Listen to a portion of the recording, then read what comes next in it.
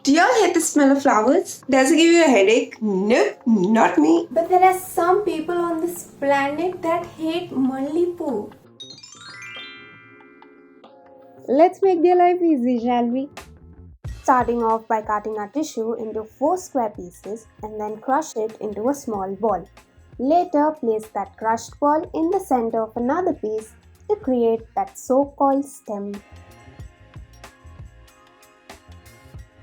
And if you're new to my channel, welcome!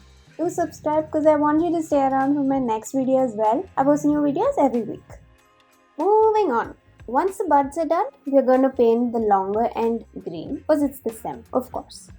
And obviously we are going to need a ton of these. So, 2,000 years later.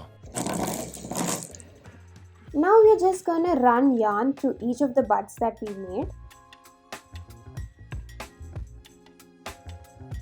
Knot the ends, add my U-pins and secure them with some glue and tissue paper.